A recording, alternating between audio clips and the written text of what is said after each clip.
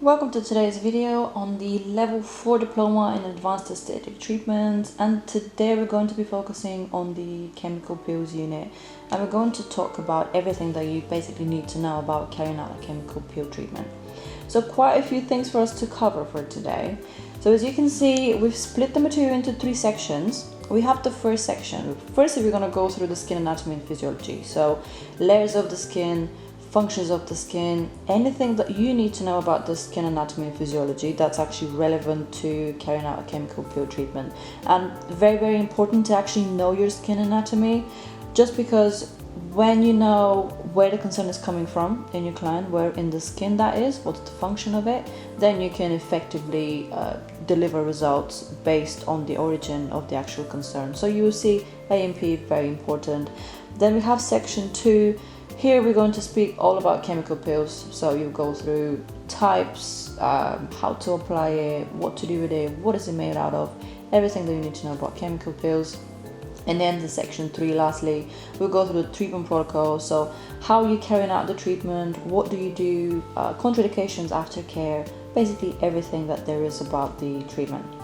So let's start off with the section 1, A&P. We're going to go through the structure of the skin, functions of the skin, then slowly go into the different layers of the skin, the skin cells, pigment, and then you're going to go through melanocyte, melanogenesis, pigmentation, so everything there is to know about pigmentation, how to treat it, where is it coming from, and then lastly the Fitzpatrick scale, which is all of your different skin types. So let's start off with the overall structure of the skin. As you can see, 3 main layers. You have the epidermis, dermis, and hypodermis. So these are the layers of the skin that make up the overall compound. The functions of the skin, main function of the skin is to actually protect you from the environment, whether that is from the sun, bacteria, microbiomes, chemical, mechanical damage. The skin is just there to protect you, which is why we shouldn't really compromise it and we should look after the skin's health. So starting off with the first layer, epidermis, top layer of the skin, and you will see we're going to break down it structure by structure as to what it actually does. Then we're going to go into the dermal layer. Dermal layer, quite important things within the dermis. What you will find there is your sebaceous, sweat glands, hair follicles, collagen, elastin, quite a lot of things that happen in the dermis. And then hypodermis, the bottom layer of the skin, which is where you contain your fat cells. So for today, we're mostly going to go into the epidermis and what does it do, based on the fact that the chemical peels that we're going to be using actually target most of the epidermis layer. But also I do advise you go into the overall structure of the skin, each different layer, no matter what treatment you're doing, as it's very important to actually know what can you find in each layer, what does it do, because when you know your A&P of the skin, then you can recommend the treatment that's suitable for the client's skin concern and then effectively treat it. And that all comes from basically knowing the skin structure and the functions of the actual skin layer. Okay, so starting off with the epidermis. So this is the only layer of the skin that actually has sublayers. So the epidermis on its own has 5 different sublayers, and each different sublayer has its own function within the epidermis. Let's start off with the top layer. That's called stratum corneum. What does it actually do? It offers protection from the environment, and what it's made out of is dead skin cells that contain keratin. So why are we looking into that? A lot of the times when people are doing skincare from home or you're doing a chemical peel, we always say, oh, you need to exfoliate your skin, it's looking very dull, you need to give your skin a bit of glow and a bit of radiance, get rid of the dead skin cells. So the dead skin cells are actually your stratum corneum, which is the top layer of the epidermis, and it's made out of the dead skin cells, which contain keratin within themselves. And then underneath the stratum corneum, there is another layer, stratum lucidum. This one again made out of dead skin cells, but it's a relatively thin kind of layer. And then if you look further underneath that, stratum granulosum, this one is made out of dead skin cells that are actually dying, but they haven't hardened yet. So they haven't moved up towards the stratum corneum. And then underneath the stratum granulosum, we have stratum spinosum. This one is made out of your healthy skin cells. And as you can see, all of those little oval shaped cells all throughout the epidermis are your skin cells. So that is the actual cell that makes up the structure of the epidermis, and they are actually called keratinocytes. So just keep that in mind. And then under the stratum spinosum, you have the stratum basal. So you're going to be looking at the stratum basal quite a lot for quite a few treatments actually, as there's quite a few functions that take place in that specific layer. So that is the bottom layer of the epidermis, and that's just right before it connects to the dermal layer. So what happens in that layer is, this is where you actually produce all of your skin cells that make up the epidermis. So there's a process that takes place in here, it's called mitosis. So that is what produces the skin cells. And once they are produced in the stratum basal, there's another process that takes place, and that's called keratinocyte maturation. Basically what happens is, the newly made skin cells within the stratum basal start to slowly go up towards the upper layers of the epidermis. And again, when they are at the bottom layer of the epidermis, they're quite close to the dermis. And what you have in the dermis is your blood supply. So they're really thriving because there's a lot of nutrients that they get from the blood supply. So as soon as they start moving up towards the top layers of the epidermis, the further away they're going to get from the blood supply nutrients. So by the time they actually go to the top layer, the stratum corneum, there is no nutrients, no supply, so the skin cell is actually dead by the time it reaches the top. So that's how the top layer of your epidermis is created, from cells that are being created in the stratum basal that move up all the way to the top, away from the nutrients in the blood supply, to gradually dying. And this is something that takes place every 21 to 28 days depending on the age of the person, and it's something called cell turnover. So what happens is, when the cells go all the way to the top, then they have to be replaced by new cells. So there is this just endless cycle of skin cells being produced, going all the way to the top, and then being replaced by new skin cells. So a lot of the times when we talk about cell turnover, rejuvenating the skin, repairing the skin, this is what we're actually doing. We're inducing the cell turnover to produce a lot more new healthy skin cells, which are then resulting in radiant, glowy skin. So that's a lot of the times you would do with your hydrofacials and your chemical peels, even microneedling as well. So we're going to go back into that a little bit later throughout our theory. So that's one process that takes place in the stratum basal. Another thing that's very important about this layer is that this is the layer where you actually contain all of your melanin. So the melanin is the pigment of your skin, also the pigment of your hair, pigment of your eyes, but the actual pigment is being contained in a specific cell. And those cells are called melanocytes. So the melanocytes are all located in that specific layer.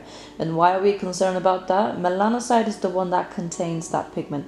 So if your client has uneven skin tone or hyperpigmentation concerns, and you want to actually give her results and treat that pigmentation concern, you need to specifically target that melanin cell, which is the melanocyte.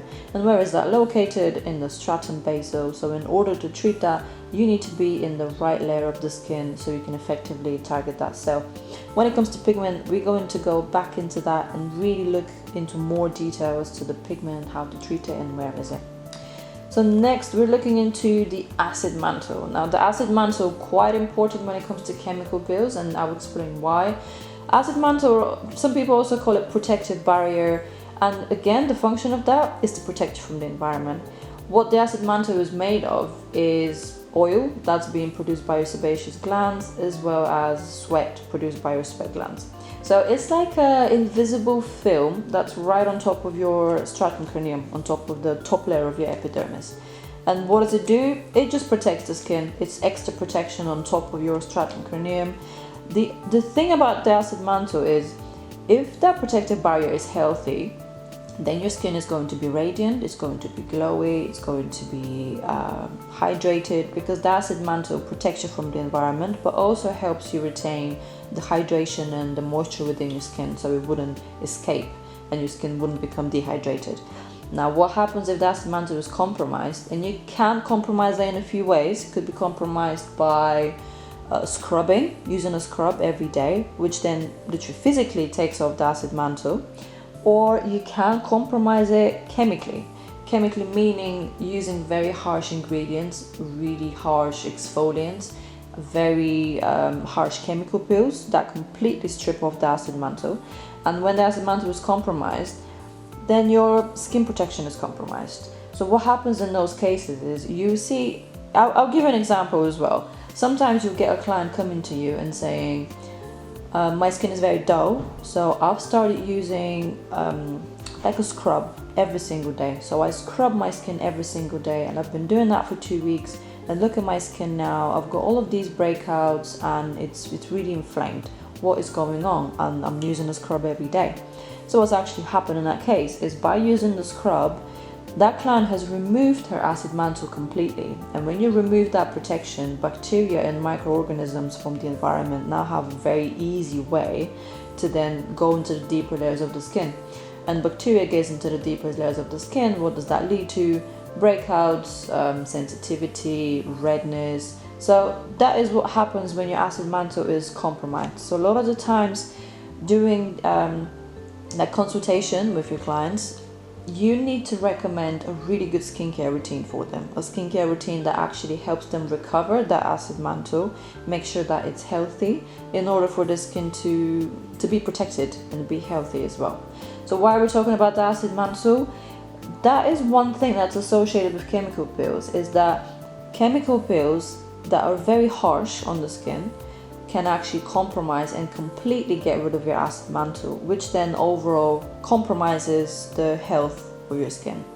So we'll go back to that again. Just keep that in mind. Acid mantle, and the main function of it is to actually protect the deeper layers of the skin. Now let's look into pigment production, how does it take place, and how to actually effectively target it. So what does the melanocyte do? Where is it located? So as we mentioned, it's located in the basal layer of the epidermis, that's the bottom layer. And what does it do? Produces melanin within itself and also contains that within itself. Now, when it comes to different people, everyone has a specific skin type. Someone might be lighter, someone might be darker. And what does actually depend on is the overall activity of that cell. You might have a cell that is very active, so produces quite a lot of pigment, so that would be a darker skin type. Or you might have someone that is very light skinned. So in that case, the actual melanocyte, the melanin cell, might not be producing as much pigment as someone with a darker skin type. So it's all about the activity of the cell, but everyone has the same amount of cells located in the exact same layer, which is the basal layer of the epidermis. And why are we discussing this? Why do we need to know that? In case you need to treat pigmentation concerns, you need to be in that specific layer, knowing where it is and knowing what actual ingredients you need to deliver in order to effectively treat that. So looking into the actual production of the melanin. So as we said, that takes place within the melanocyte itself. How does it happen and why does it happen? So overall function of a melanin itself is to protect your skin.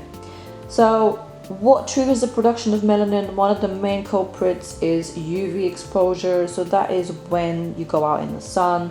What happens here is you can see on the left, there is a little square, which is the keratinocyte. This is your skin cell. So when your skin gets hit by the sun will always, what it would do is start damaging that skin cell. And what it does is starts to damage the nuclei.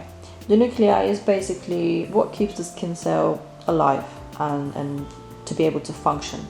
So the more that skin cell is being damaged, the more effect that's going to have on your overall skin. So what will happen if you are in the sun for a really long time? Very likely to burn, and you might get sun damage, or you might get fine lines, wrinkles, premature aging. Why? Because your actual skin cell has been really damaged by the sun, which then damages the DNA of the actual skin cell. So what happens is when the sun hits your skin cell, and your skin will always send off a trigger to your melanin. Why? The melanin is actually there to protect the skin from not being harmed by the sun. So the skin cell sends off a precursor towards the melanin cell, basically just asking it for help.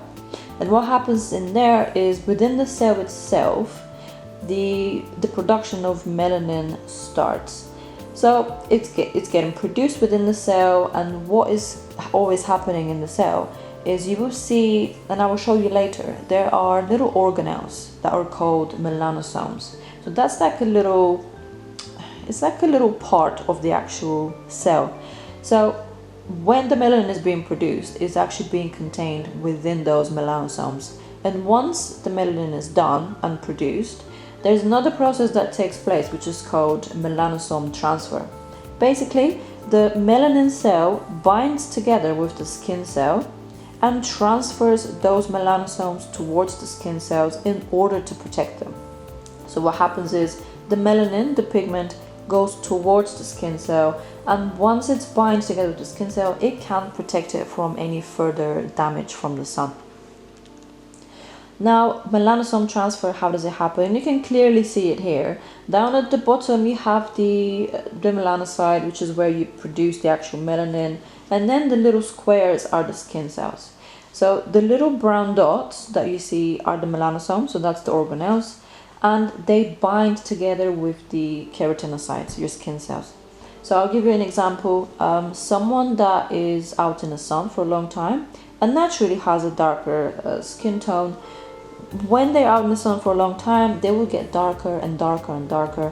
Why? Because the production of melanin has been triggered. The melanin has binded together with the skin cell, and when the skin cell combines together with that pigment, it will just naturally go darker.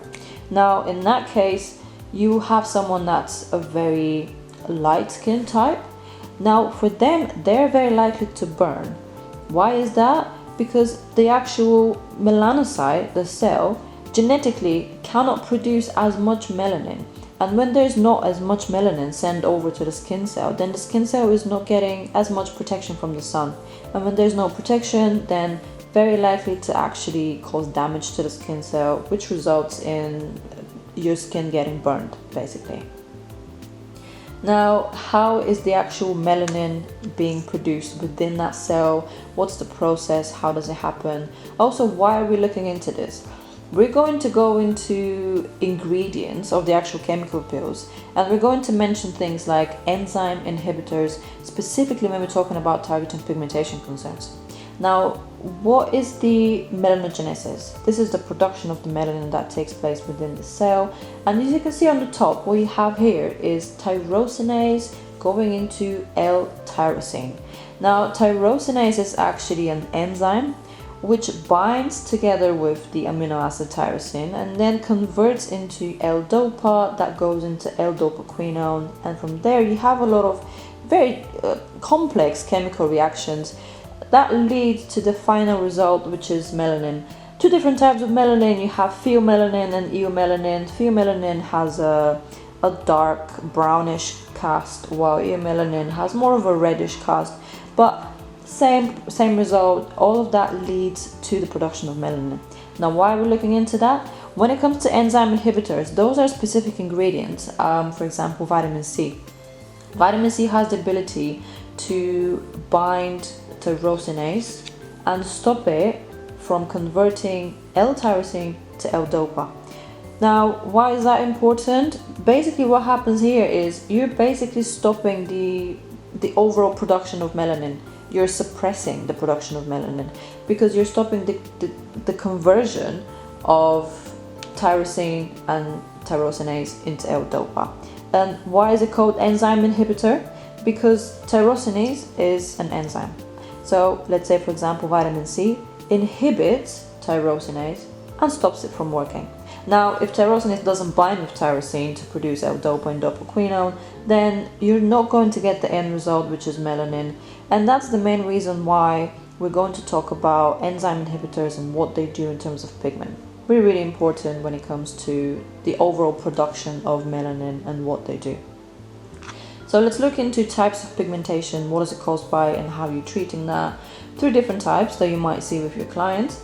The first one, you have sun damage. That's the most common one that you see. So that is from prolonged exposure in the sun, and what happens, as we just discussed, the sun hits the skin cells, produces melanin, and a lot of the times, if you have been doing it for a prolonged period of time where you have been in the sun and you haven't been protecting your skin from the sun with sunblock, for example, you might end up with visible sun damage over time. So that is caused by exposure to the UV light. Then you have the post-inflammatory pigmentation. Now this is caused by inflammation. This is caused by injury being caused to the skin. I'll give you two examples. So the first one is your normal breakout. You might get a little spot. It's very pussy, it's very inflamed. After a few days it heals up and then you very likely will get a blemish from that spot. Why does that happen? The melanin again is triggered also by injury to the skin. Why? Because if you look into the function of the melanin, it's there to protect you. So when there's injury to the skin needs to heal up, it needs even more protection. So in that case, during the healing stages, you will see that the melanin is also being triggered by that injury, and that just helps your skin heal quickly. But what that results in is just a skin blemish. So that's called a post-inflammatory pigmentation, which you get after injuring of the skin and inflammation of the skin. Another example is if you are carrying out microneedling, and with microneedling we always say don't overwork the skin, be careful not to overdo it because you might get a dark spot after that. So if you get that dark spot, what's actually happened is you've injured the skin too much to the point where the melanin production then has been actually triggered in order to help the skin heal quicker. It will go away, but again, it's just the melanin being triggered by injury and inflammation to the skin. And then the third type of pigmentation that you have is hormonal. The main examples, melasma, cloasma, these are associated with imbalance of your hormones. And yes, melanin can also be triggered by hormonal imbalance, which is what causes most of the time melasma, and you will see that very likely after birth and after pregnancy, because then your hormones are quite imbalanced. Very tricky to treat. You have to be quite realistic with your clients, just because if it's hormonally related, what they have to do is just balance out their hormones, just because it's coming internally rather than being externally influenced. So these are all of the types of the pigmentation. And then moving on to the Fitzpatrick scale. Fitzpatrick scale basically classifies different skin types based on the skin's reaction to UV exposure. So you have skin type from 1 going all the way to 6. Why is it important doing chemical peels? You will see with very harsh peels, you have quite a lot of limitations. Limitations meaning you can't really do a darker skin type, because if you injure their skin too much, then they're really going to produce a lot of pigment because their melanocytes are very active, which would then lead to hyperpigmentation concerns. So when it comes to Fitzpatrick, skin type 1 being the lightest, and you will see skin type 6 being the darkest. And how do you actually classify them? It's based on the activity of the melanocyte, how much melanin are they producing. So skin type 1 and 2, we will see very likely to burn, not that likely to tan, not that likely to get hyperpigmentation. And then you have skin type 3 and 4, not that likely to burn, not that likely to get hyperpigmentation, very likely to tan. And then you have skin type 5 and 6, not likely at all to burn, kind of likely to tan, and then very likely to get hyperpigmentation when exposed to the sun. Why is that? And that's all coming from the activity of the actual melanocyte within their skin.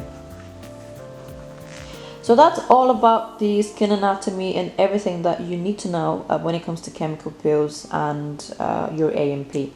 Now to move on to the actual chemical peels, and here we're going to talk about what the chemical peels are, what's the types, what are they made of, and then everything that's relevant to carrying out the chemical peel, as well as different brands and their limitations and how to actually use them. Now let's look into what chemical peels actually are. Don't get fooled by the name. Inside of the chemical peels there's no actual chemicals, but they're actually made out of different types of acids, different types of vitamins, minerals, skin soothing, natural extracts. So no actual chemicals that are harmful to the skin. Also, based on the actual formulation of the peel itself and the branding, they are categorized in 3 different sections based on the formulation. So very dependent on the actual ingredients inside the chemical peels as to how you're going to use them, also what results they're going to deliver, and for what kind of skin concern you're going to use them for. Very dependent on the ingredients as to, sometimes you might have a chemical peel that exfoliates the skin, sometimes it could be to hydrate the skin, it could be for controlling the oil production, and that is actually all coming from the formulation of the peel itself, as to what ingredients, what acids does it have inside, as to what it will actually achieve within the skin.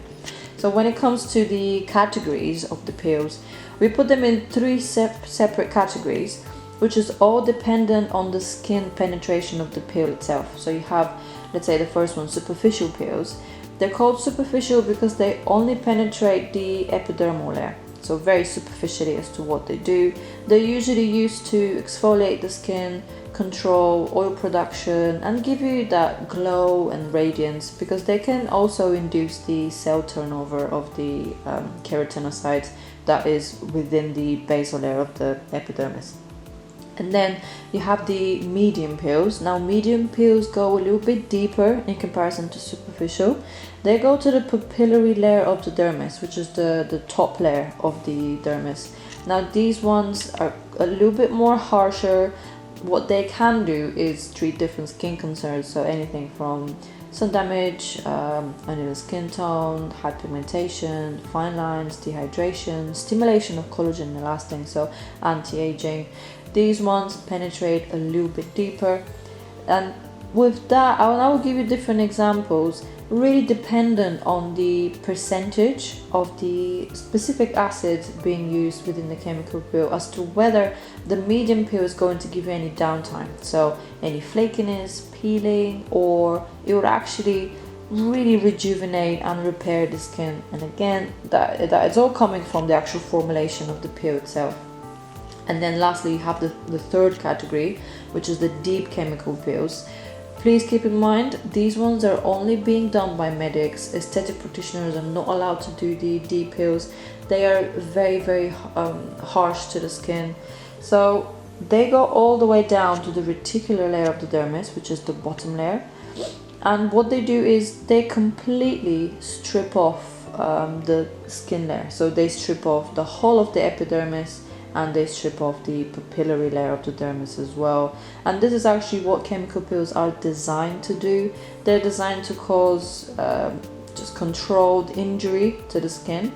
Basically, just killing off the keratinocytes, your skin cells, to the point where everything that you just shedding, let's say you do a green peel or a VI peel, what you have after a couple of days is a lot of flakiness, a lot of shedding, peeling, and what you're actually peeling off is just dead layers of your skin. And deep peels are very, very extreme, which is why they're only done by medics, to the point where you're taking off your epidermis as well as your top layer of the dermis, leaving your skin really exposed, really compromised. Clients have to be in bandages for a few weeks. Recovery time is a couple of months, and it takes up to a full year to completely recover your skin and take it back to the way it was before. So reason why we're not really supportive of the very harsh peels that give you that peeling and that flakiness is the main reason behind it is that it strips off your top layers of your skin. And what does the top layer of your skin do is protect you from the environment. So quite a lot of things that happen with a very harsh peel is that you'll be very exposed to the sun, so in the higher risk of hypigmentation and sun damage, very exposed to bacteria and microorganisms, so very likely to get breakouts, spots.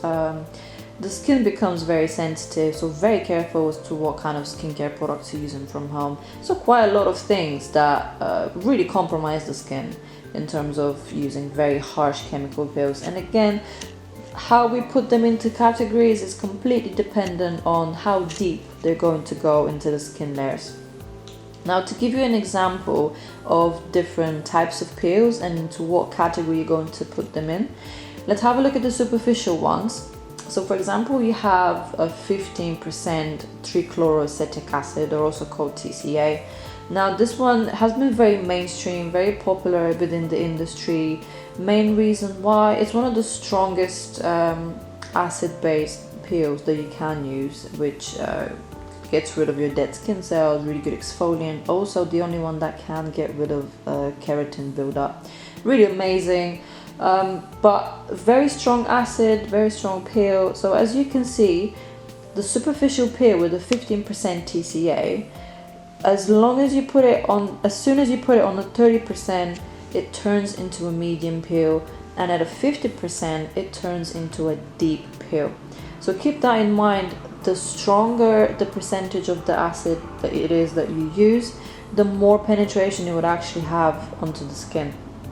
So let's say the superficial peel, a 15% TCA would only penetrate the epidermis, exfoliate the skin, rejuvenate the skin, and depending on the brand, it will give you downtime or it will not give you downtime, depending on the formulation of the actual peel. And we're gonna go into that in a little bit more detail. But a 30% TCA peel will go all the way to the top layer of your dermis, completely strip you off your epidermis, give you a lot of flakiness, a lot of peeling, downtime. And then the deep peel, a 50% TCA, goes all the way down to the bottom layer of the dermis. Loads of peeling, really harsh peel, only done by medics. So you could see the difference between the different categories of the peels as to how it would actually result in the end of the treatment. Now superficial peels, and what you're going to be using, revival peels. Revival peels only penetrate the epidermis, get rid of dead skin cells, control the oil, and just completely rejuvenate the skin by inducing the cell turnover.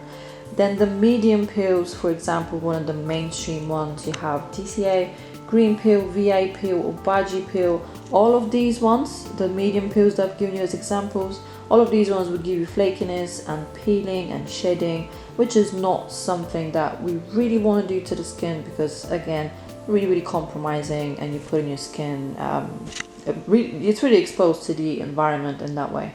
And then deep peels, main examples, 50% TCA, Pheno, and a Baker Gordon peel. All of these ones, again, done by medics only, completely strip you off your skin layers, very harsh, and the recovery time is really prolonged as well, so not recommended at all.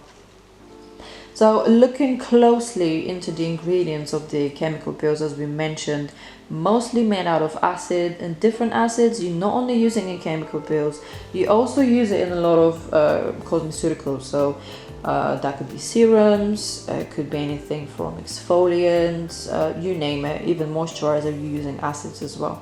So different types of acids, and what acids do, they have different functions, they have different strengths, and we're going to look into each individual one. But what I would say is, look deeply into acids and what they do, because when you know the functions of each acid, then you will basically know the functions of any product that you will be doing. So you have one of the main ones that you do use in cosmeceuticals, and they're called hydroxy acids.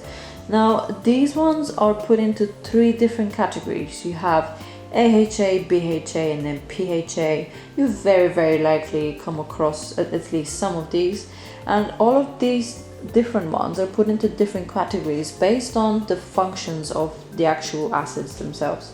So let's take, for example, the AHA, which is alpha hydroxy acid. Now these ones are water soluble. Water soluble meaning it doesn't actually break down oil, and it cannot penetrate through oil. With that in mind, if you use an AHA acid on somebody with oily skin, it will just stay on top of the skin, it will have no penetration, so it will have literally no result. And the molecule of the AHA is relatively small, meaning that it can penetrate through the skin quite quickly, and then it can also offer quite a lot of hydration. And the main thing associated with the AHA acids is that it exfoliates the dead skin cells on top of your epidermis, your stratum corneum, and has hydrating and brightening properties, making it very suitable for the drier, dehydrated, and aging skin types. And one of the main examples that you have of AHAs, glycolic acid, mandelic, tartaric, lactic, all of these are AHAs. All of these have very similar properties. They're all really good exfoliants, they're brightening, hydrating. Some of them might have a little bit more penetration than others, some of them might be weaker, some of them might be stronger, but that is entirely up to the acid itself and what it does, because each different acid has a different strength. And then looking into the BHA or beta hydroxy acid, this is a fat soluble acid, meaning it can break down oil and it can penetrate through oil. So this is the only acid that can actually do that. The molecule is very small, meaning it penetrates really quickly and it can go really deep into the skin layers because of the very small molecule. And because it can break down oil, it is used mostly on the oilier skin types. So we can control the oil, get rid of oil, and control the further production of oil in the future. One of the main examples that you get from BHA is salicylic acid. Relatively strong acid, so very careful with the percentages that you use with salicylic acid. One thing to keep in mind with the salicylic acid is that if anyone is allergic to aspirin, you cannot carry out any chemical peel or any product that contains a high percentage of salicylic, as they will actually react to that, because salicylic acid is derived from willow bark and so is aspirin. And then the last category we have is PHA, which are water soluble and also have a quite large molecule. And the acids that have a large molecule, they penetrate the skin really slowly, which then makes them ideal for the more sensitive skin types, and have very similar functions to the AHA acid. So they're really good exfoliants, they're hydrating and brightening, and the main examples of the PHA acids are gluconic and lactobionic acid. So most of the time in the cosmeceutical products you would use PHA in combination with the AHA as the two really complement each other. Now that's all on acids and how you're going to use them. There's other acids that you can use as well. For example, hyaluronic acid. Why is it not on this list? Because it's not a hydroxy acid. So quite a few acids that you will find in any cosmeceuticals, not only chemical peels. And what I would say, learn different acids, their functions, their strengths, and then that will make it very easy for you to prescribe the best possible product for your client and their skin concerns based on what they need. Now moving on to the pH scale, what it is and why is it important when it comes to chemical peels. pH scale basically gives you a guideline both when it comes to the skin as well as the product you're using, whether something is acidic or alkaline. Now when it comes to chemical peels, as we said, they're mostly made out of acid, so every chemical peel that you used will be very acidic. And then other products that, for example, are alkaline, that is water, there's rubbing alcohol, that's bleach. Now these are alkaline. So the pH scale ranges from 0 to 14, with 0 being very acidic and 14 being very alkaline, and 7 is neutral. Now when it comes to skin again can be acidic or alkaline. If your skin is acidic, means it's quite oily, and if it's really acidic, what you'll see is quite a lot of breakouts, mostly like acne is what you'll see with very acidic skin. Your skin, if it's very healthy, you basically want it to be anywhere between 4.5 to 6.5, which is slightly acidic. Why? The oil on your skin would actually protect you from the environment, and that will build up your acid mantle as well.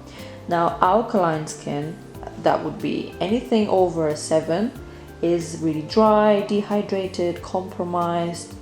So that is when you have to be very careful with what kind of peel you are using. So why is this important when it comes to chemical peels? So whenever you're doing a chemical peels, before applying a chemical peel, we always say you need to prep the skin for your chemical peel. And we usually use a prep solution that prepares the skin before we apply the chemical peel.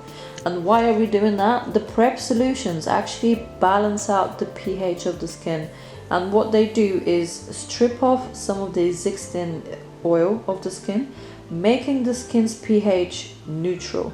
Now when your skin's pH is neutral, the acid that you're using in your chemical peel has a penetration through the deeper layers of the skin. What happens if you're not actually preparing the skin for the chemical peel is that your acid will not be as effective, because you're going to be putting acid on acidic skin, which is oily skin, and if you put acid on top of acid, there's no result. And after you're completed with the chemical peel, you would usually have to neutralize it. Now when you put the chemical peel on the skin would turn acidic, the pH would turn acidic. So in order to stop the acid from working and then balance out the pH of the skin itself, you would need to neutralize the peel. And how do you neutralize it? In order to neutralize an acid, you need to use something alkaline. And when you use the two together, an acid and an alkaline, that would give you something neutral. And this is what we're trying to achieve. To neutralize a chemical peel, most of the time you would be using water, which is alkaline, or bicarbonate soda, which is also an alkaline. And when you strip off the chemical peel using an alkaline, that produces heaven and balances out the pH of the skin. Why do you need to do that? It's to get rid of the chemical peel, stop it from working, and also balance out the pH of the skin itself so it's not acidic. So that's on the pH scale and how that's relevant to chemical peels. And now it's time to look into the peels that you're going to be using. Now we have the Revival Advanced Chemical Peels, and we're going to discuss how to use them and what actually makes them different. So as we mentioned before, they are superficial peels, so only penetrate the epidermal layers of the skin, but also you have the medium and the deep peels, and we mentioned peels that actually give you flakiness and they peel off based on the acids that you're using. Now what's very specific with the Revival peels is that they would not give you any downtime. They would not make your skin flaky or peel off. You can also use them in combination with a dermal roller. And why is that really good? Because the dermal roller would open up micro channels to the deeper layers of the skin, where you could really push your chemical peel into the exact layer where you actually want it to be. So why have we formulated the chemical peels to give you no downtime and no flakiness and no peeling? Is because, as we mentioned before, flakiness and peeling and downtime is really compromising to the skin itself. So the way we've done the chemical peels is that we've kept the percentages of the acid quite high, meaning they would still deliver results. However, we have actually put in very skin soothing natural ingredients like centella, aloe vera, and all of these, they just soothe the skin while the acid would do what it's going to do and deliver the results without giving you any downtime. So you have three different peels. You have the Ageless, Clarify, and Illumine peel. Each individual peel has been specifically formulated for a specific skin concern, so do not mix the peels, only use the peel towards the actual skin concern of the client.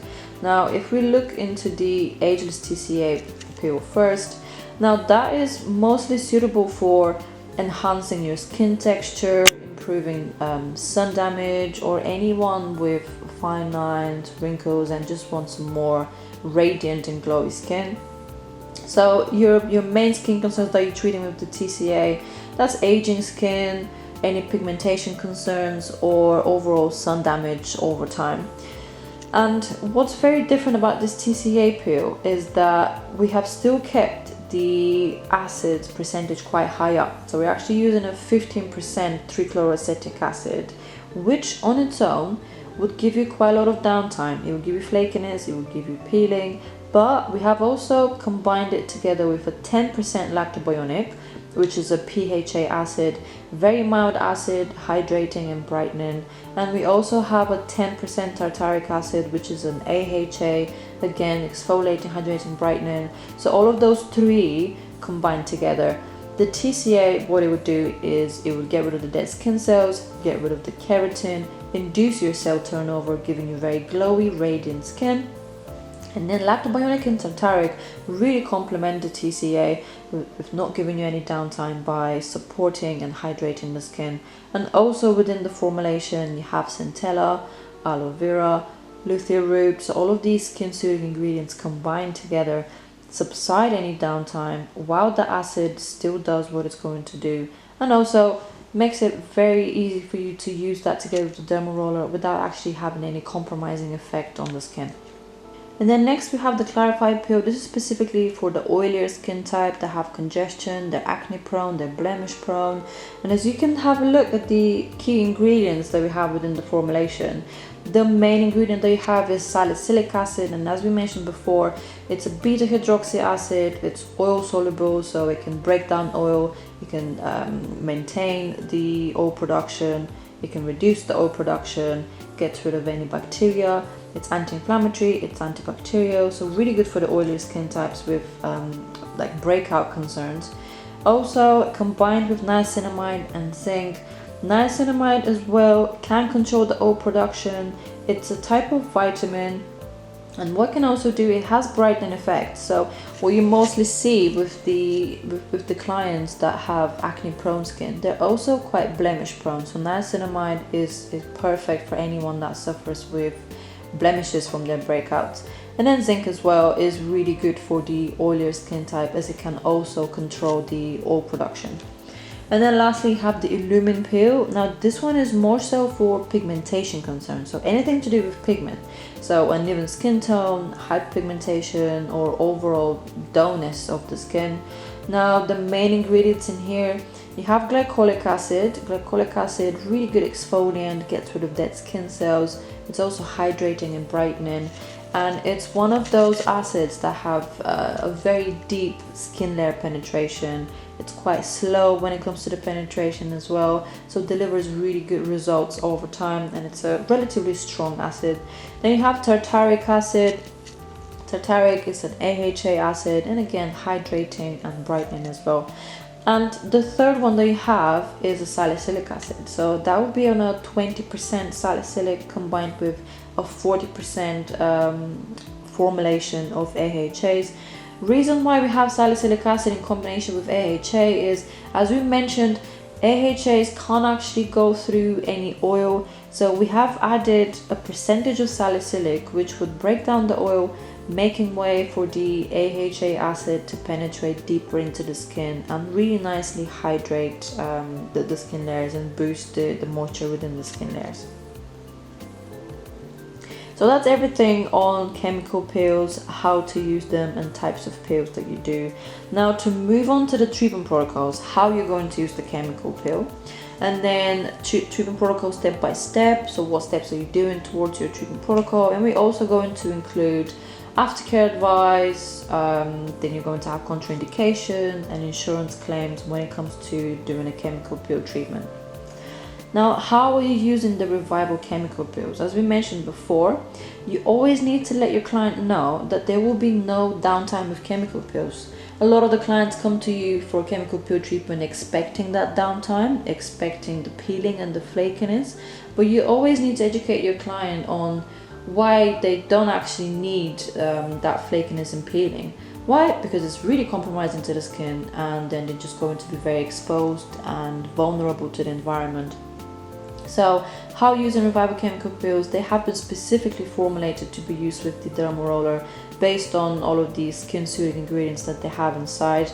Do not use any other brand of the dermal roller unless they specify it's okay to. This is only based on the formulation of the chemical peel itself.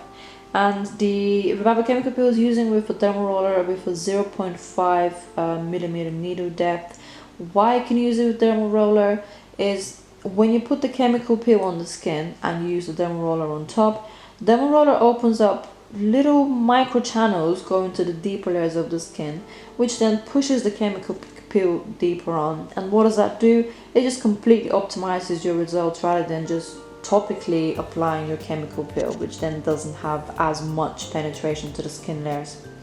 Now, to look into the actual treatment protocol step by step, your first step would always be a cleanse, so just get rid of any makeup, grime, bacteria on the skin so it's really clean and ready for the next step of your treatment. Your next step would be the ultrasonic scrubber. This one you use for a deep cleanse, so getting rid of any congestion that the client might have. Just because if there's any congestion, then your chemical peel doesn't have as much penetration, so you're really cleansing out the skin and prepping it for any chemical peel. Then you're going to use a prep mask. So with any chemical peel that you use, any brand, your protocol will always be to use a type of prep mask What the mask would do is draw out any impurities out of the skin, making way for the actual chemical peel to penetrate through. Then you have a skin prep. So as we mentioned before, you always need to use a specific solution to prepare the skin, balance out the pH, making way for the chemical peel. And if you don't do that step, then your chemical peel just wouldn't penetrate through the skin layers. And then applying the chemical peel, we're using a little brush with quick small strokes. Why we're doing those strokes is the brush itself would push the chemical peel deeper into the pores.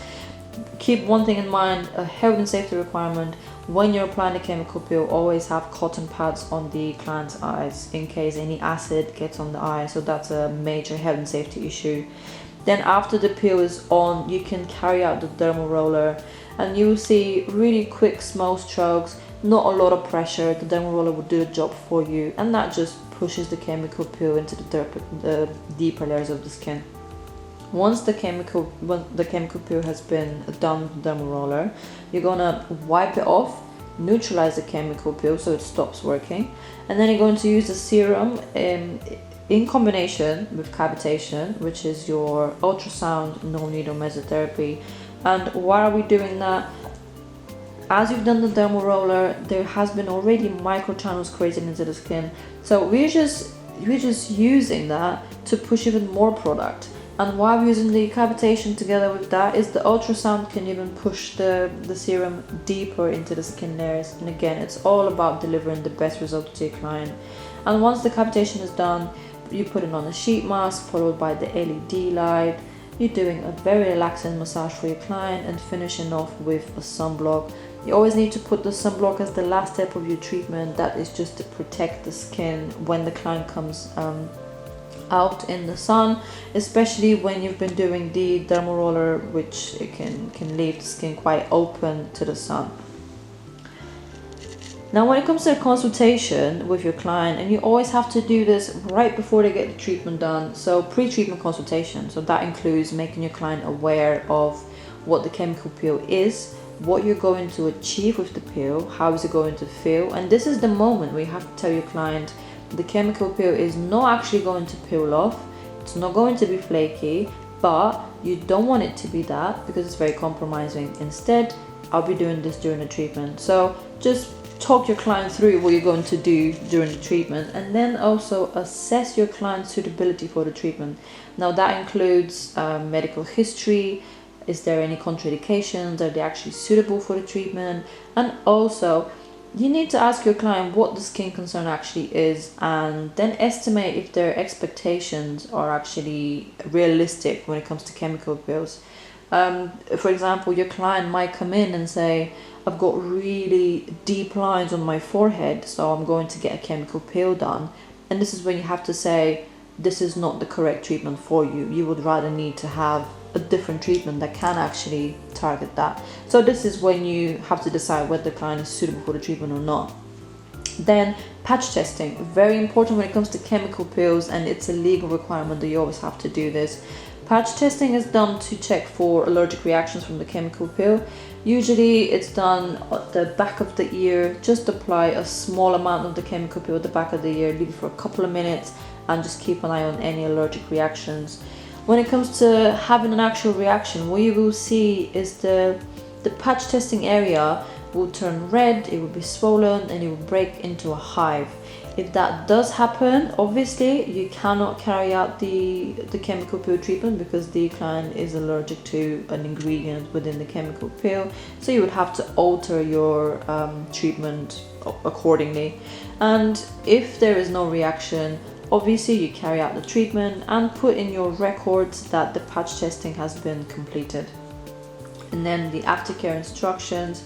This is after the treatment. You always need to tell your client how to look after their skin, what to expect after the treatment, and also what they should do, what they shouldn't do, because sometimes they could do something that's compromising.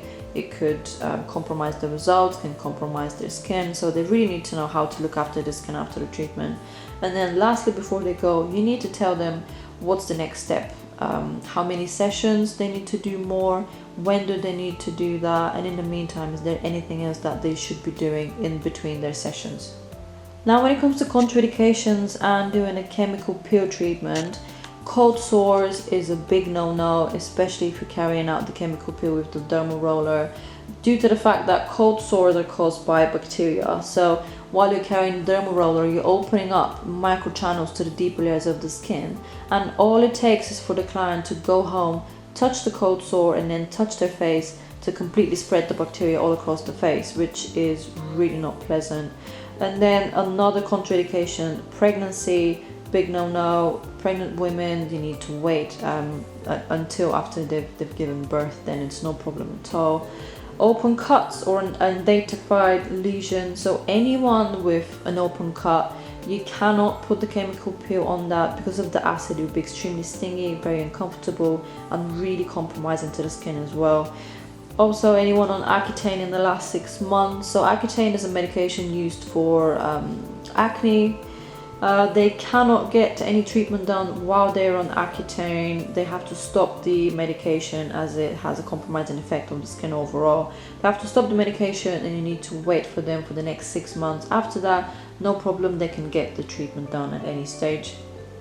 Also, recent laser resurfacing or surgery, as well as laser hair removal as well.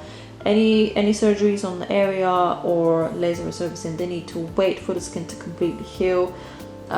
If there has been laser hair removal done on the treatment area, obviously if you're doing the face, you'll be asking if they've done laser hair removal on the face. They need to wait for at least 7 days before getting a chemical peel done. And then you have diabetes. Anyone with diabetes, you can't carry out the treatment on. And poor acid mantle, so anyone with really active breakouts or clearly compromised skin, they would need to build up their protective barrier again, to the point where it's not a compromised acid mantle, as if you apply chemical peel, that can have a further compromising effect. And then lastly, you have a sunburn. Anyone that has been recently out in the sun and is visibly burned from the sun, you need to wait for the skin to completely heal and then carry out the chemical peel. If they are only slightly tanned, it's okay, but a sunburn, you cannot touch them until the skin has been completely healed up. Then aftercare advice, very important. Your client needs to know what to do and what not to do and how to look after the skin. So the main thing is no retinol for 7 days, as retinol will induce the cell turnover, which will have a compromising effect because that's what you have already done with the chemical peel. So they need to wait for a good 7 days before using retinol. And no sunbathing, sun tanning for 7 days, as well as fake tanning, because fake tanning will just defeat the overall purpose of doing the chemical peel in the first place. And when it comes to laser hair removal, waxing, threading, bleaching, can't do that for 7 days. You need to give the skin time to actually heal up before doing anything to it. And especially after the dermal roller, your clients need to wear SPF 50 every day for the next 7 days. Otherwise, very high risk of hyperpigmentation if exposed to the sun. No makeup for 24 hours as of any treatment. No exfoliating, scrubbing of the treatment area for 7 days. So just leave it for 7 days to completely heal up and recover. And in the meantime, what they can do to help the healing, they can just keep the skin hydrated and moisturized. Use serums that have skin soothing and skin healing ingredients, so that's hyaluronic acid, vitamin C, and use quite gentle cleansers. So no harsh cleansers, harsh exfoliant, just let the skin naturally heal up. And then lastly, when it comes to insurance claims for the chemical peels, you need to have all of those things in case of an insurance claim. So very important to have informed consent. The client consultation form needs to be signed before and after the treatment. You need to have before and after pictures. And again, remember, patch testing, really important with chemical peels specifically, and you need to patch test every time that your client gets a chemical peel done, and that has to be recorded onto the client's record.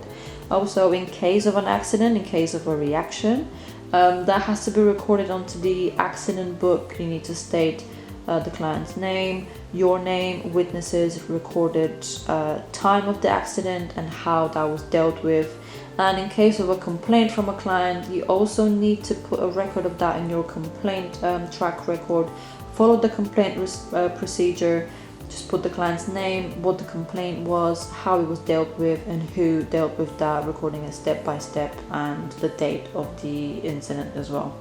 So that's everything you need to know about chemical peels, how to carry out the treatment, and I hope it helps.